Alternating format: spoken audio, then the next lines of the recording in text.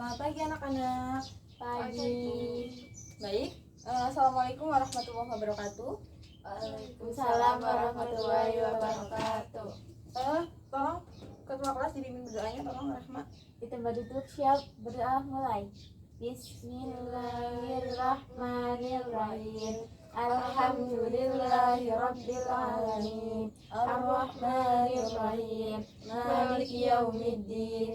Iyyaka na'budu wa iyyaka nasta'in. Ihdinas siratal mustaqim. Siratal ladzina an'amta 'alaihim ghairil maghdubi 'alaihim waladdallin. Baik, Ibu absen dulu ya. Ya. Rahma, Hadirah. Alafisa, Hadirah. Zena, hadir semua ya. Baik anak-anak, gimana kemarin kalian liburannya seru? Seru. Ada yang jalan-jalan? Gak ada, di rumah aja ya liburan Sabtu Minggu ya. Oke? Jadi hari ini Ibu akan mempelajari hari ini kalian akan belajar mengenai sejarah masuknya, bentar ya. Sejarah masuknya Islam di Indonesia. Nah, anak-anak, jadi kita hari ini akan mempelajari mengenai sejarah masuknya Islam di mana?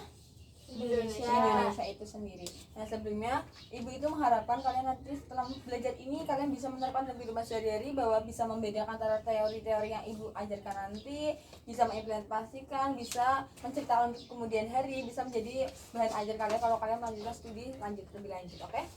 Jadi sejarah masuknya Islam di Indonesia itu bisa dilalui oleh beberapa latar belakang.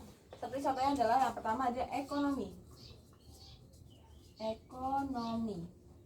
ada politik, agama, dagang atau perdagangan, dagang saja ya, dan juga budaya. Ada berapa ini? 5. Ada lima ini. Ada 5 latar belakang. Yang pertama ekonomi. Kenapa Ibu menyebutkan bahwa latar belakang masuknya Islam di Indonesia itu ada dari ekonomi juga? Ekonomi itu kalian bisa dilihat sendiri. Ekonomi itu bisa berasal dari seperti perdagangan itu sendiri. Tapi kalau ekonomi lebih menjurus pada bagaimana cara mendapatkan hasil untuk didagangkan ini. Contohnya adalah di Indonesia ini ada contoh peternakan, itu masuk ekonomi. Nah, peternakan itu contohnya adalah untuk menghasilkan perdagangan ini kita bisa dari ekonomi dulu. Contohnya adalah orang-orang dari barat atau dari bangsa-bangsa timur ataupun barat yang menyebar agama Islam di Indonesia itu sendiri, mereka itu memberikan dari ekonomi ini seperti contohnya adalah berdagang. Nah, ini sambung kan? Nah, mereka berdagang ke Indonesia, berdagang seperti contohnya adalah melakukan perdagangan pada, misalkan dari sana berdagang misalkan kurma Indonesia. Lalu ada yang masuk lagi ke politik, lalu ada yang menikah, maka ini jalur politik. Ada juga yang bekerja sama atau sesama dari kerajaan Pasai dengan kerajaan lain atau kerajaan lain sebagainya ya. Nah, mereka itu bekerja sama untuk menghasilkan yang namanya agama. Karena Indonesia itu dulu itu agama itu animisme, dinamisme. Jadi nenek moyang kalian semua ini sebelum kalian lahir dulu itu adalah mereka itu menganut animisme, dinamisme, di mana mereka itu menyembahnya pada tumbuhan. Kalian tahu kan? Pasti kan udah nggak berapa contoh-contohnya yang menyembah tumbuhan itu masih ada nggak di daerah kalian? Sudah tidak ada. Tapi waktu zaman ibu masih ada. Seperti contohnya ada orang yang menyembah tanaman. Seperti ada tanaman besar. Contoh tanaman besar apa? Ringin, terus apa lagi? Pinus bisa, apa lagi? Oh, kapas itu bisa. Jadi mereka menganggap tanaman yang sakral-sakral atau usia yang bisa nyampe 10 tahun, 20 tahun, mereka anggap itu punya roh nenek moyang. Nah, itu dulu itu mereka begitu. Jadi mereka ngasih sajian ke tanaman-tanaman berharapkan bahwa rezekinya lancar dan lain sebagainya. Padahal sejatinya itu agama itu ada satu yang harus kita imani, yaitu agama Islam. Ini agama terakhir sebagai agama penyempurna antara agama-agama yang ada di Indonesia. Nah, ini sejarahnya, ini adalah latar belakangnya. Dan juga dari budayanya seperti contohnya adalah budaya-budaya. Seperti contohnya orang kayak menyebar agama Islam seperti Sunan Kalijaga dan lain sebagainya, mereka itu menyebarkannya lewat apa? Lewat kesenian seperti contohnya wayang. Mereka membuat kesenian wayang, menyebarkan lewat, jadi mereka itu bukan memberi seni baru, tapi mereka masuk seni itu dan mereka menyebarkannya seni itu. secara perlahan agar orang-orang tidak mencurigai, tidak menganggap bahwa itu adalah teroris ataupun Syiah dan lain sebagainya. Nah, anak-anak, untuk mempelajari ini, saya nggak semangat ya, tepuk semangat dulu ya. Tepuk semangat. Semangat. Semangat. Udah semangat buat belajar? Ya. Oke, pintar. Jadi ada 3 teori yang perlu kalian pelajari. Ini teori ini kalian harus pahami benar-benar karena nanti ada kelompokan dari ibu, bukan individu dari ibu untuk mempelajari mengenai teori yang akan ibu jelaskan ini. Jadi pertama, ada 3 teori. Ini dia udah tahu teori-teorinya? Ada yang pernah dengar teori-teori yang dipelajari? Apa? Benar, teori apa lagi? Teori Persia. 3 apa lagi satunya? Mekah. Betul. Teori Gujarat. Yang kedua ada teori Persia. Yang ketiga teori Mekah. Nah, anak-anak perlu diketahui bahwasanya teori Gujarat ini itu dicetuskan oleh yang namanya adalah Peach-Nepal. Nah, sedangkan teori Persia ini di saya nanti ya ibu jelaskan dulu. Jadi sebelumnya bahwasannya Peach-Nepal ini, jadi beliau itu salah satu sastrawan dari universitas di daerah London, di daerah barat ya. Oh, dia itu emang sastrawan, dia suka dengan yang namanya perkembangan mengenai keagamaan. Dan dia itu tertarik pada Indonesia, di mana Indonesia itu sebenarnya pakai teori mana sih? Maksudnya Islam itu lewat apa sih? Dia itu mencari tahu. Dan beliau itu mencari tahu kenapa beliau dikatakan bahwa orang-orang percaya dengan hal tersebut, karena apa? Karena Peach-Nepal ini sudah bergelar pada profesor di universitasnya, jadi udah profesor, udah S3, jadi udah sangat pandai ya. Ya karena itu keilmuannya itu udah dapat dipertanggungjawabkan. Lalu Peach-Nepal ini Indonesia mencari tahu bagaimana sih perkembangan Indonesia, dan beliau itu mengetahui bahwasanya kenapa muncul teori Gujarat ini, karena apa? Ada kesamaan antara makam dari Malik As-Saleh di Aceh dengan Maulana Ibrahim di Jawa Timur Gresik. Jadi beliau menganggap bahwa kesamaan ini berarti berasal dari Gujarat ini. Berarti ini sama ya gitu. Bahwasanya berarti oh iya berarti sama ya. Nah, bukti-bukti itu. Dan juga diketahui bahwasanya dari pedagang-pedagang di daerah ini, juga Gujarat ini, juga mereka kan rata-rata dari Timur Tengah juga ya, Arab. Ada yang bergelar Syarif, Sayyid sama Syarif. Nah, Indonesia itu sekarang banyak gak sih yang gelarnya Syarif, Sayyid sama Syarif? Nah, itu dianggap bahwasanya dari teori Gujarat, bahwasanya Indonesia itu berarti menganut teori Gujarat karena orang-orang itu pakai gelar Sayyid yang dari Timur Tengah ya. Soalnya ada Sayyid siapa yang kalian tahu? Syekh Alwi. Ya, itu contoh-contohnya ya. Yang kedua ada Persia. Nah, Persia ini Persia itu diprakarsai oleh Husain Jayadiningrat. Husain Jayadiningrat ya. Nah, beliau itu mengatakan bahwa teori Persia itu berasal dari Persia.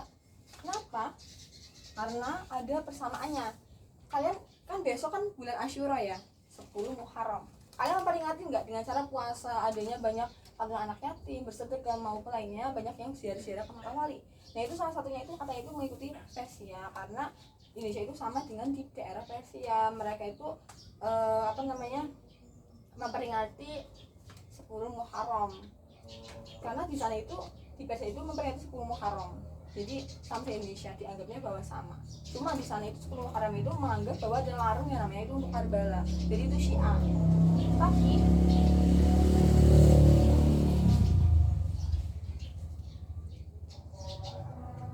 bukan ya azan dulu, tapi sejatinya Persia ini itu bukan untuk Syiah. Jadi kayak persamaan pada budayanya, ini persamaan pada budayanya.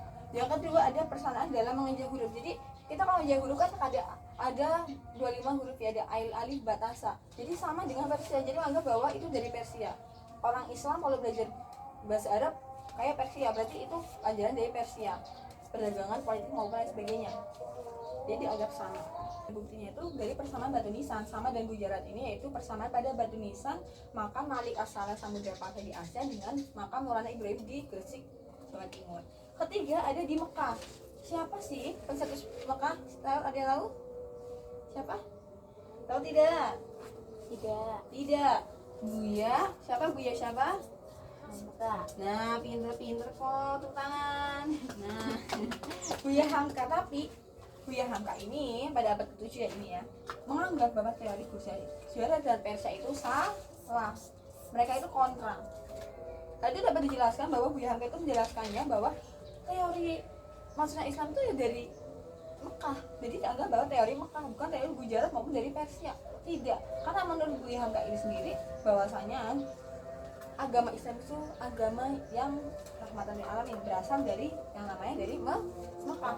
Buya Hamka itu anggap seperti itu. Jadi kayak pada Buya Hamka itu ya nggak bisa, pada menurut Buya Hamka juga nggak bisa bahwa teori ya Mekah bukan Gujarat sama ini, tapi itu menimbulkan pro dan kontra. Namun di Indonesia itu diyakini bahwasanya ada 3 teori yang masuknya Islam. Nah, dasar teorinya ada buktinya itu berasal dari mazhab Syafi'i. Kesamaannya yaitu mazhab Syafi'i di Indonesia ini kan semuanya rata-rata, bukan semua tapi rata-rata masyarakat Indonesia sampai sekarang itu menggunakan mazhab Syafi'i, sama dengan di Arab dan juga Samudra Pasar juga menggunakan mazhab Syafi'i. Jadi dianggap menggunakan teori Mekah. Jadi kayak ya dianggap begitu.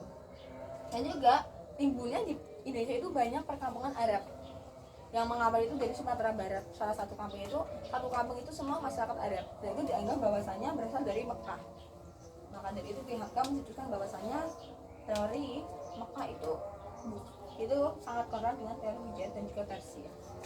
Nah, ibu ada tugas buat kalian biar kalian nggak ngantuk ya anak-anak. Kita mengenal lebih jauh lagi mengenai teori-teorinya. Di sini kalian mempelajari ada 3 nih, ada 3 gambar. Ini salah satu peninggalan ini jika kalian ada nanti kalau UAS sama UTS itu barangkali ada soal-soal yang berbentuk gambar. Ini gambar apa? Nah, ini itu adalah teori. Ini salah satu peninggalan kelas sejarahnya. Untuk mengenal kalian biar terkenal. Ini itu adalah teori Gujarat yang identik dengan batu nisan begini. Jadi ini bentuknya seperti candi. Nah, ini ingat candi ya. Nah, ini adalah yang gambar Mekah. Bahwasanya inilah lambangnya, bahwasanya ini teori Mekah itu seperti ini. Bahwasanya berasal dari Mekah. Ada teori Persia yang dikenal dengan kata-katanya bahwa teori Persia ini menurut Ghazali itu ya begini peninggalannya, bahwasanya banyak masyarakat yang berkata bahwasanya Persia itu ya gambar seperti ini. Kalian ingat itu udah ingat kan? Nah, ibu yang satu-satu kalian tempelkan sesuai namanya. Jadi ini kalian, ibu namanya taruh sini, kalian ambil, terus kalian pilih satu-satu ya. Hafalin satu-satu ya. Tempelin namanya di atas, ini gambar di bawah. Tempelin ya. Silakan. Bareng-bareng. Masih ingat gak? Ambil kertasnya di sana ya anak-anak. Ini itu dicopot ya, tempelin.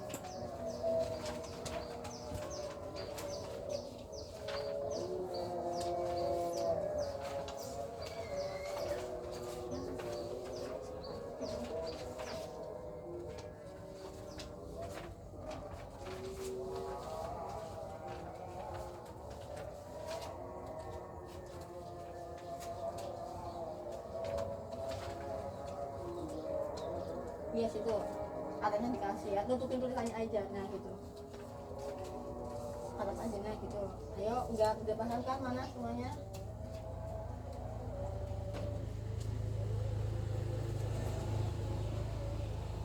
Nah, ya bawah.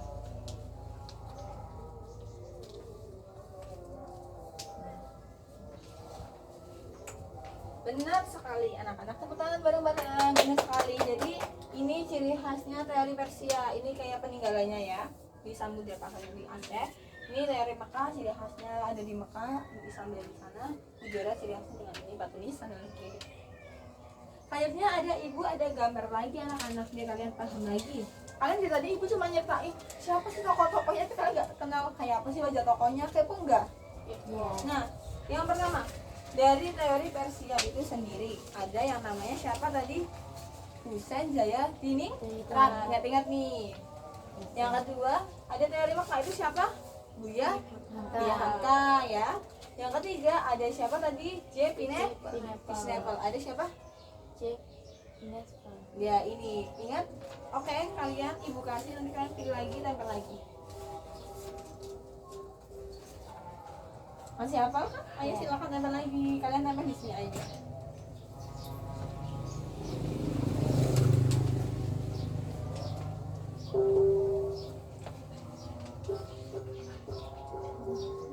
namanya sekali itu namanya ada itu namanya dong, kalian biar apa nggak ada selain namanya.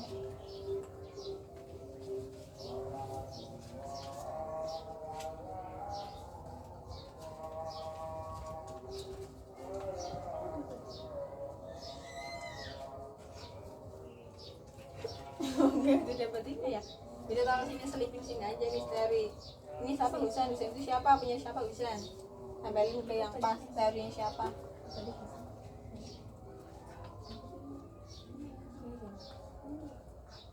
Ayo siapa yo? Ayo tempelin. Di dekat ini ya.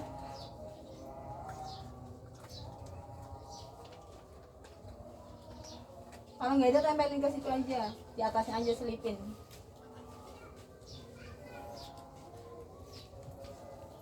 Nah, pintar, tepuk tangan. Salah apa bener? Benar. Bener, yakin? Yakin nggak? Yakin? Yakin. Nah, bener. Bahwasan teori Persia itu pencetusnya adalah Husain Jaya Diningrat. Wajahnya nggak tahu? Iya. Ingat nggak? Ini bisa buat UTS atau UAS. Nah, ini teori Mekah.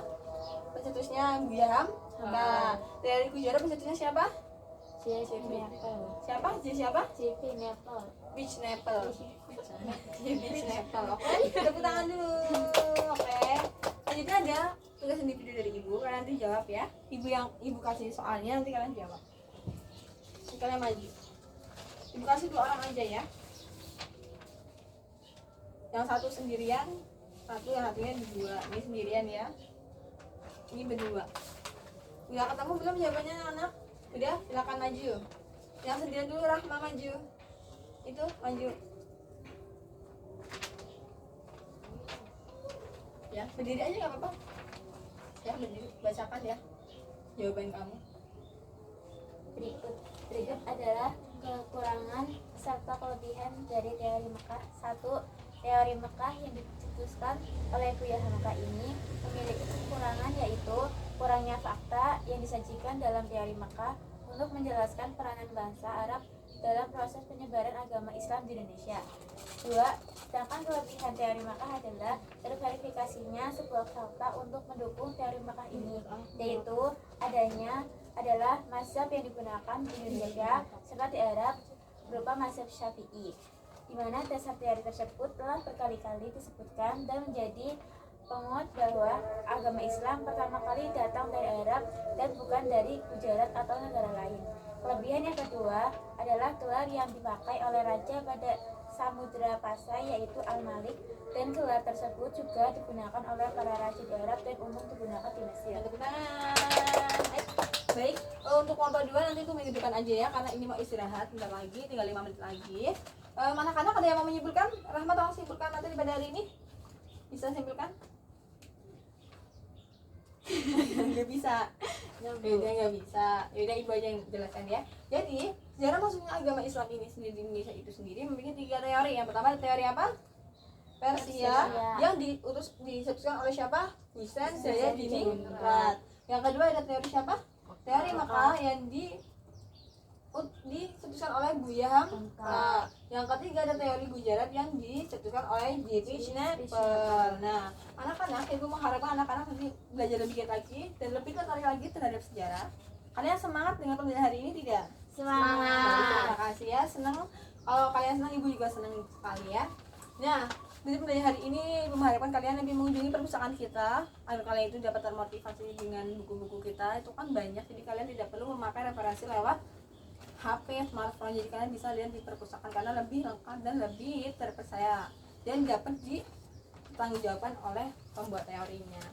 Nah, dari mulai hari ini ibu ucapkan terima kasih banyak untuk kalian semua yang hari ini aktif ya. Ibu sangat berterima kasih dan ibu lebih mudah untuk menilai kalian.